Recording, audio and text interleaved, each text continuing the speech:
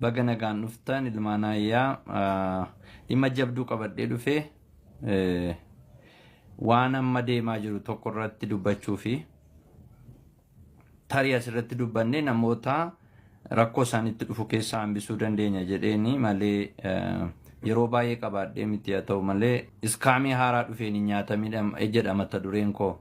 Iskaamii haaraa dhufeen hin nyaatamin. Iskaam jechuun gowwoomsituu jechaadha. Kanaaf waan sanarraa dubbanna. Iskaamii haaraan dhufee eenyudha eessa jira maal hojjeta kan jedhu sana akkasin ilaaltanii fi sanarratti waliin dubbanna jedheeni.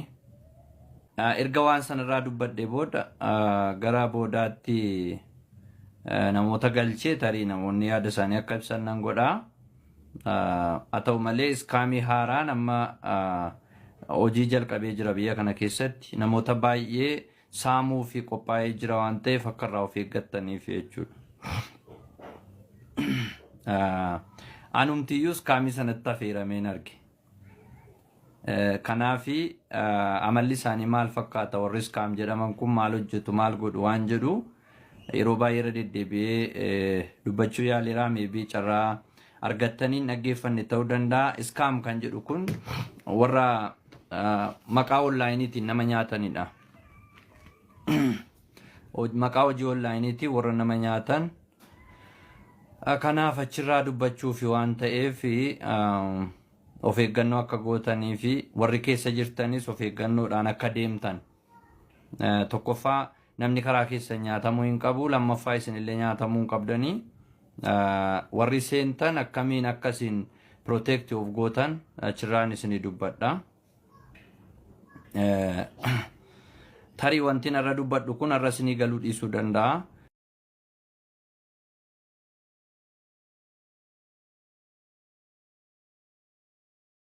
Amma dhaabbileen lama seenaniiru. Maqaa jijjiirratanii jechuudha. Warra akka isheen faa maal faa isaanii warruma duraanuu nama gowwoomsaa jiranidha. Garuu dhaabbileen lama haaraan amma seenaniiru. Tokko birrii 4,500 irraa jalqabaa, tokko birrii 300 irraa jalqaba. Hanga 1,100tti kuusisiin jedha. 300 irraa kaasee hanga 1,100tti. Isa kanatti amma namoonni itti nam'aniiru. Magaalaa Naqamtee jira, amma Finfinnee keessa jira, Adaamaa jira, iddoo adda addaa jira dhaabbanni kun. Maqaa isaallee nan saaxilaa everything waan achi keessa jirutu isinittan himaan. Kuduraa fi muduraa bittaa siin jedha. Muuzii sana, maangoo sana, paappayaa sana, maal sana namni fideessii kennu jiraadha gaaffii guddaan.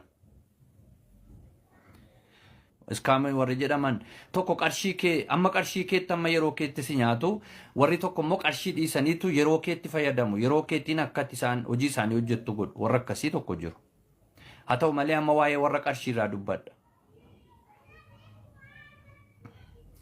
Qarshiidhuma yoo galchite malee gara akkaawuntii isaanii seenuu hin dandeessu. Afaan isaanii dhadhaadha. Baay'ee ofitti si qabu. Kanaafi qarshii amma na galchi 300dha yoo ta'e amma 300 galchitutti seenuu hin dandeessu. 300dha yoo ta'e amma 300 galchitutti seenuu hin dandeessu. Maal immoo siin jedhu investimentiidha. Ji'aarraa birrii ati galchite sana dachaa sii goonaa siin jedhu. Ayyee jettee seenta. Ayyee jettee gaafati seentu birrii sana amma ati daftara kee irraa achi galagalchitutti namni sii wajjin dubbatu hin jiru. Yookaan immoo akkaawuntichi sii hin banamu jechaadha. Galmooftee dhumayyuu akkaawuntiin kee viiziibilii miti jechuudha. Maaliif birriin galchine ka? Isa booda garuu beeksisi isaan sitti agarsiisan birrii guddaa argachuu keetti VIP bitattaa free giftiitu jira akkasuudha jedhanii waan meeqa sitti agarsiisu jechaadha. Garuu ati ammayyuu keessan seeni. Yeroo ati qarshii kee daftararraa dabarsitu sii banamaa jechuudha balballi sun. Sii banamaa hin seenta. Guyyaa guyyaadhaan birrii amma argattaa siin jedhu hanga ta'e tokko waaleetii sana akka galu godhu. Gaafa ji'a ammoo birriidhuma isa galchite sana ammuma isaatti sii dabalu akka jechuun 300 galchite taanaan ji'a dhufu birrii 600 ta'a jechuudha. kuma 300 galchite taanaan ji'a dhufu birrii 600 jedhaniitu sitti manii akkuma sana lakkoofsa sana jira. Garuu birrii baafachuu kanatti dandeessu amma galchite qofa. Akka jechuun birrii makee deebistee baafattee jechuudha jarri miidhamne. Isa galchite investi goote. Isa lammaffaa immoo maal gootaa? Birrii isa bu'aa argatte kana baafadhu siin jedhu. Hayyee jettee baafatta baankiitti yookaan iddoo ta'etti baafatta. Yeroo kana baga gammaddee birrii amma kan argatteetta amma immoo yeroo ittaanu kana balbala biraatu sii banama VIP2 bitadhu jedhanii si dabarsu jechuudha. Kana bitachuuf immoo sila birrii 150 galchitee 300 argatte yoo ta'e kana bitachuuf 300 si barbaadaa siin jedhu. Irraa asirraa meeqa qabdaa? 150 qabda waan ta'eef 150 dabalee isuma galchite san akkati deebistu godhu. Hayyeettee 300 bitattama immoo.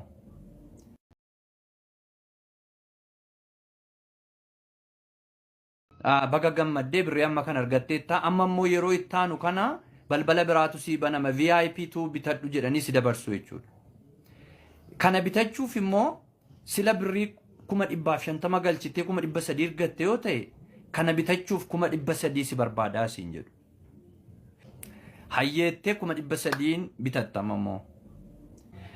VIP2dha. Amma immoo ji'a sana guutuu lakkoofsi wayii sii gala. Waaleetii kira sii gala hin gala. Gaafa ji'i ga'u immoo maanni 300 buufattee jirta 300 kana fudhatta 600 kanatti qabdu bara. Yoo nama 20 galchite namni 20 VIP sadarkaa tammarra jirtu kanaa yoo gale miliyoona tokko sii laannaa siin jedhu.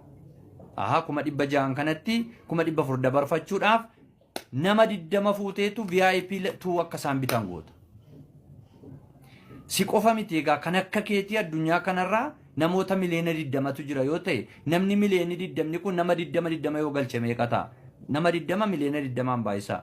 Kun hunduu birrii sanaan bita 300 bita. Amma xumuratan kaayyoo lafa ga'uu barbaada waan ta'eef update gochaa jirra. Websaayitii keenyatu nu jalaa rakkoon uumamee kanaaf websaayidhanii si barreessu. Gaafa sana sii dhume jechuudha. Gaafa sana sii dhume egaa birrii kee fudhachuu hin dandeessu. Akaawuntii kee sochoosuu hin dandeessu. Isa booda mataadha dhukkubsachuu jalqabda. Update goona jennaanii xiqqoo horii barbaadee update gochuudhaaf 100 galchaa jedhu uummanni keenya yaa'ee dhaqee immoo 100 dabala. Maaliif miliyoona tokkoof wayii fudhachuuf deema waan ta'eef. 100 immoo hunduu galcha. Yeroo kana akaawuntiitti cufanii guutummaa ishee websaayitiitti balleessanii achi baanii amma immoo maqaa jijjiirratu. Maqaa jijjiirratu. Kaleessa BNC jedha yoo ta'e har'a immoo DLG taasisu jechuudha. Maqaa moo wayitti moggaasu. Yoona ammoo akka ati barbaaddutti dhufu. Fakkeenyaaf namni ibsaa barbaada miti ibsaatti jalaa badaa ibsaadhaan dhufu.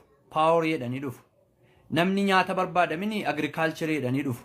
Namni networkii barbaada mini network jedhanii dhufu. Maqaa wayii dhaatanii si bira dhufu jechaadha. Wanti isaan haasaan hundi amansiisaadha bara. Amansiisaadha. Wanta isin irraa shakkii qabdan miti. Duuba ammas mata duree jijjiirratanii dhufuu jechaadha. Ammas yaalii sana goota. Asitti gaalaftii namni keenyatti shawwadamu tokko maa inni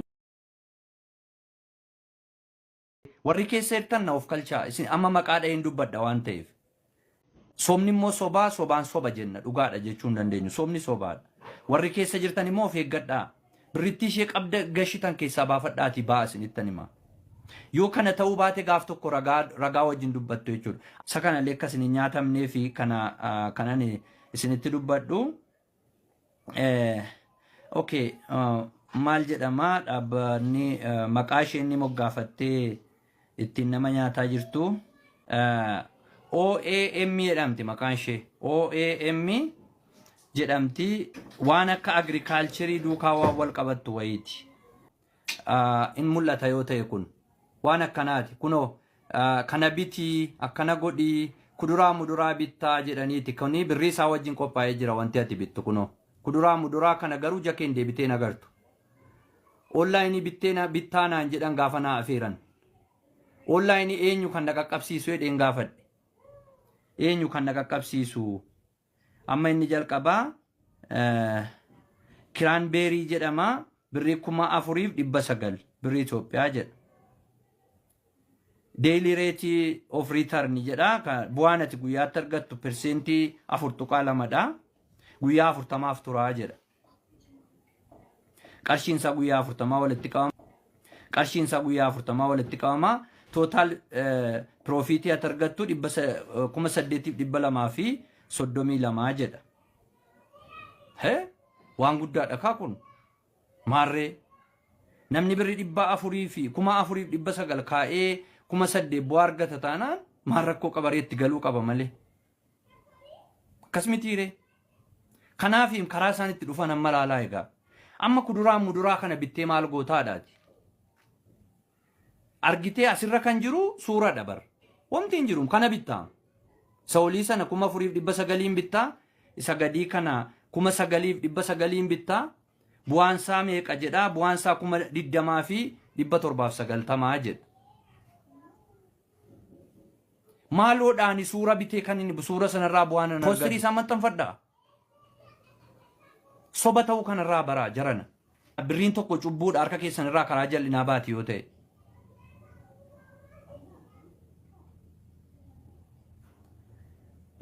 Inni tokko immoo maal jedhama ijoollee? Blueberry jedhama maqaan isaa. Birrii meeqaan bitamaa? 19,900 bitamaa. Bu'aan isaa ji'a lamatti birrii 52,000. Waa ajaa'iba kaabboo. Har'uma 52 guyyaa ji'a lamatti argatta birrii 19,000 irraa. Sobaa jechuudha hundisaa. Lammaffaa immoo ani maaliifan suura bita? Kan naa ergamu suuraa. Naa piliis warri keessa galtaniirtan obboloota keessan miidhamuurraa hambisaa. Ofii keessan illee miidhamarraa of hambisaa. Adaraa. Adaraa dhuguman isiniin jedha. Namni karaa koo maam nyaatama? Maam nyaatama namni karaa koo? Maam nyaatama? Ani suura bitee maalan godhaan jedhee mamma gaaffii ani qabu. Kuduraa muduraa bittanaan jedhanii maqaatti moggaasanii suura wayii kaasanii kana birrii ammanaan bittaa ji'attaan birrii 52,000 argatta kana 20,000 bittaa birrii 60,000 argatta yoo naan jedhan maaloodha hiikisaanaaf. Birrii 60,000 sun eessaa dhufa? Samiirraa gadi roobaa gaafatti ilaaltu. Isaan kan jechaa jiran achi iddoo wayii jirraa agirikaalchirii birrii ati nutti ergiteen isa binnee daldallaadha yaannisaa. Kanaafi dhaabbatoota akkasiirraa of eeggadhaadha. Of eeggadhaa. Bu'aan nuyi argannu karaa jal'inaa yoo ta'e hiikan qabu. Kitaaba koo daandii milkaa'inaa irratti argitaniitu yoo ta'e waan sirrii ta'e karaa sirriin taane argatte taananatti sirrii mitii jedha. Birrii argachuun keenya sirriidha. Karaa sirriin taane arganna taanaan garuu booddee itti gaabbina jechuudha. Itti gaabbina. Ilaalcha keenya sana jijjiiruun baay'ee barbaachisaadha. Bubbutannee baana warri jedhan immoo jiru as keessa. Gara jalqabaa namni galee hin fayyadama jedhanii waa yaadanii bubbutannee baanaa warri jedhan jiru. Bubbutatanii ba'uu wanta jedhu sanas utoo of qusannee gaariidha. Obboleessa keenya miinee bubbutanna waan ta'eef.